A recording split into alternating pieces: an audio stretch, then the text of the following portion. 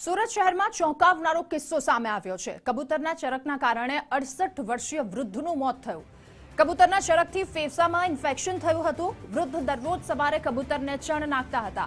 વૃદ્ધને hyper sensitivity ન્યુમોનિયાનું infection થયું હતું અને જેના કારણે 68 વર્ષીય વૃદ્ધનું સુરતમાં મોત નીપજ્યું છે। કબૂતરના ચરકના કારણે તેમને ફેફસામાં ઇન્ફેક્શન થયું હતું અને હાઇપર સેન્સિટિવિટી ન્યુમોનિયાનું ઇન્ફેક્શન તેમને થયું, જેના કારણે તેમનું મૃત્યુ થયું।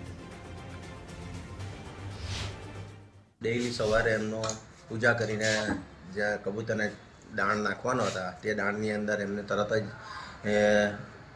અગારેની જે ચરક હતી તે એમને લાગી ગઈ ઇન્ફેક્શનમાં ને 3 વર્ષમાં એમને ઇન્ફેક્શન થયું। ડૉક્ટર અનિલ પટેલને બતાવ્યું, ત્યાર પછી એમને ખબર પડી કે આની અંદર આ કબૂતરની ચરકને લીધે જ એમને આ ફેફસાનું ઇન્ફેક્શન થયું છે। ત્યાર પછી એમની દવા કરી અને ત્યાર પછી એમને 2-3 વર્ષ કરી પછી એને વધારે પછી એને એલર્જીને બધું થવા માંડ્યું। એલર્જીને લીધે એને બીજી દવા શરૂ કરી। પછી અમે તરસ પટેલને બતાવી। તરસ પટેલે ડૉક્ટર સાહેબે એમને હોસ્પિટલમાં દાખલ કર્યા ને પછી એમને જોયું કે આ તો બીજું એક અનિલ પટેલની સલાહ લઈને પાછું એમણે અનિલ પટેલે પકડ્યું કે એમને CMV વાયરસ એમને થયો છે। એ CMV વાયરસને એમને પ્રોસેસ કર્યું પણ પછી એને વધારે ઇન્ફેક્શન થઈ ગયું ને પછી કોઈ પણ એને ઓક્સિજન લેવલ એનું એકદમ ડાઉન થઈ ગયું। સુરત શહેરમાં એક ચોંકાવનારો કિસ્સો સામે આવ્યો છે। 68 વર્ષીય પંકજભાઈ દેસાઈનું કબૂતરની ચરકને કારણે મૃત્યુ થવાની ઘટના સામે આવી છે। આ મૃત્યુ થયું છે, કયો રોગ જવાબદાર છે, કબૂતરના સંપર્કમાં આવ્યા બાદ કઈ રીતે આ રોગ થાય છે તેની જાણકારી મેળવવા માટે આપણી સાથે ડૉક્ટર સમીરભાઈ ગામી જોડાયા છે। આપણે સીધી એમની સાથે વાત કરીશું।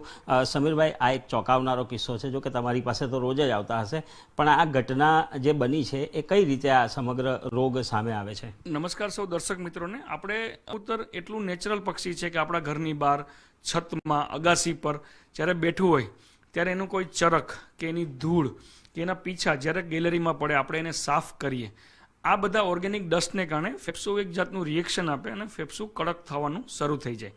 આ કડક થવાનું શરૂ થાય એટલે એ ભાગનું લચીલાપણું જતું રહે અને એ સંકોચાય પણ નહીં અને ફૂલે પણ નહીં। સંકોચાય ફૂલે નહીં એટલે શરીરને ઓક્સિજન નહીં મળે। એ ઓક્સિજન ન મળવાને કારણે ખાંસી આવે, શ્વાસ ચડે। આ એના શરૂઆતના લક્ષણો હોય છે। પછી જો યોગ્ય સારવાર ન થાય અને કબૂતરનું એક્સપોઝર ચાલુ રહે તો ફેફસા વધારે ને વધારે પ્રમાણમાં કડક થવા માંડે। એ ફાઇબ્રોસિસ આગળ વધે એટલે દર્દીને નોર્મલ કામ કરવામાં પણ શ્વાસ ચડે, જમીને ઊભો થાય, નાહીને આવે તો પણ શ્વાસ ચડવા માંડે। અમુક દર્દીઓને આગળ જઈને ઓક્સિજન આપવાની પણ જરૂર પડતી હોય છે અને એની જે દવા હોય છે એમાં પણ સ્ટીરોઇડ દવા આપવી પડે છે કે જે દવાના સાઇડ ઇફેક્ટ પણ લાંબા ટાળે જોવા મળે છે। સૌથી અગત્યની અને ચિંતાજનક વાત આ રોગની એ છે કે આ રોગ ઇરિવર્સિબલ છે, એટલે કે તમારું ફેફસું જે કડક થઈ ગયું છે, તમે જો એને સમયસર કબૂતરથી દૂર એક્સપોઝર ના કરો અને દવા બરાબર ના લો તો એ આગળ વધતું જ જાય અને વધેલું ફેફસું પછી પાછળ નોર્મલ થતું નથી। એટલે દર્દીએ એ ડેમેજ ફેફસા જોડે જ જીવવું પડે છે અને એને ખાંસીને શ્વાસ રહે છે। અને અમુક કમનસીબ દર્દીઓને દવા અસર ના કરે અથવા એમની જાણ બહાર કબૂતરનું એક્સપોઝર ચાલુ રહે તો આગળ જઈને ફેફસા ફેલ એટલે કે રેસ્પિરેટરી ફેલિયર થતું હોય છે। આવા દર્દીઓ પરમનન્ટ ઓક્સિજન પર આવતા હોય છે અને આનો સચોટ ઇલાજ લંગ ટ્રાન્સપ્લાન્ટ હોય છે કે જેને દર્દીઓના ફેફસા બદલાવવા પડે છે। સમીરભાઈ, આનાથી બચવું હોય તો કઈ રીતના ઉપાય કરી શકાય? એક તો કબૂતરથી દૂર રહેવું એ તો જરૂરી છે, પણ આ સિવાયના કોઈ ઉપાય? કબૂતરથી દૂર રહેવું એ સૌથી અગત્યનું પાર્ટ છે આ રોગનો, પ્લસ એનું અર્લી ડાયગ્નોસિસ।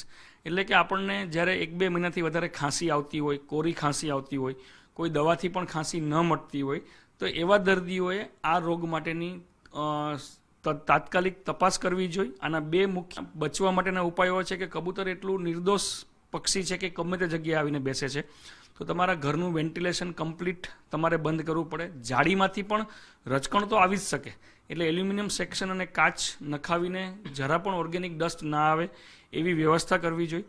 ઇનફેક્ટ સુરતના ઘણા એરિયામાં એવા દર્દીઓ છે કે જેમને પોતાનું ઘર પણ બદલવું પડ્યું છે।